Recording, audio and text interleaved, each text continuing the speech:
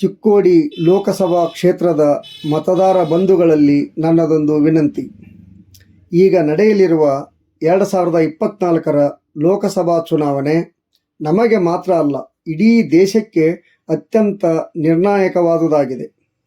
ಏಕೆಂದರೆ ಕಳೆದ 10 ವರ್ಷಗಳಲ್ಲಿ ಮನುವಾದಿ ಸಿದ್ಧಾಂತದ BJP ಸರ್ಕಾರದ ದುರಾಡಳಿತದಿಂದ ದೇಶದ ಅಸ್ಮಿತೆಯೇ ನಾಶವಾಗಿದೆ. ಚಲನಶೀಲತೆ ಹೆಗ್ಗುರುತಾದ ಅಭಿವ್ಯಕ್ತಿ ಸ್ವಾತಂತ್ರ್ಯ ದಮನಗೊಂಡಿದೆ.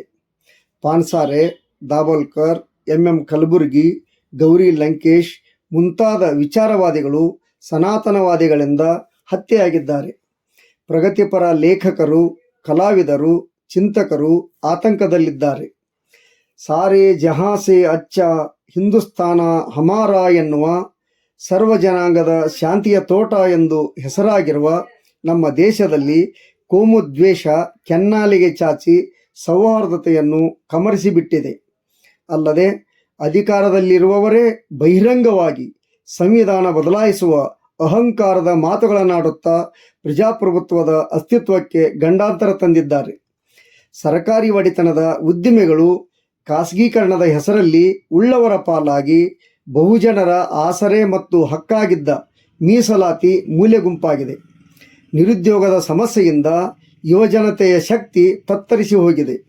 ಅಗತ್ಯ ವಸ್ತುಗಳ ಬೆಲೆ ಏರಿಕೆಯಿಂದ ಬಡವರು ಮತ್ತು ಮಧ್ಯಮ ವರ್ಗದವರ ಬದುಕು ಮೂರಾಬಟ್ಟೆಯಾಗಿದೆ.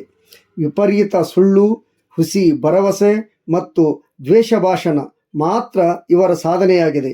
ಇಂತಹ ಹತ್ತಾರು ಕಾರಣಗಳಿಂದ BJP ದೇಶವನ್ನು ಅಪಾಯದ ಅಂಚಿಗೆ ತಂದು ನಿಲ್ಲಿಸಿದೆ.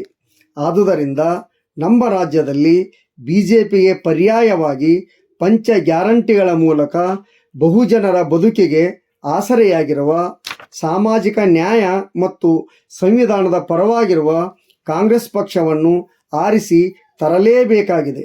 ಈ ಹಿನ್ನೆಲೆಯಲ್ಲಿ ಚಿಕ್ಕೋಡಿ ಲೋಕಸಭಾ ಕ್ಷೇತ್ರದ ಕಾಂಗ್ರೆಸ್ ಅಭ್ಯರ್ಥಿ ಪ್ರಿಯಾಂಕಾ ಸತೀಶ್ ಜಾರಕಿಹೊಳಿ ಅವರಿಗೆ ತಮ್ಮ ಅಮೂಲ್ಯವಾದ ಮತ ನೀಡಿ ಆರಿಸಿ ತರಬೇಕೆಂದು ತಮ್ಮಲ್ಲಿ ಕಳಕಳಿಯಿಂದ ವಿನಂತಿಸುತ್ತೇನೆ.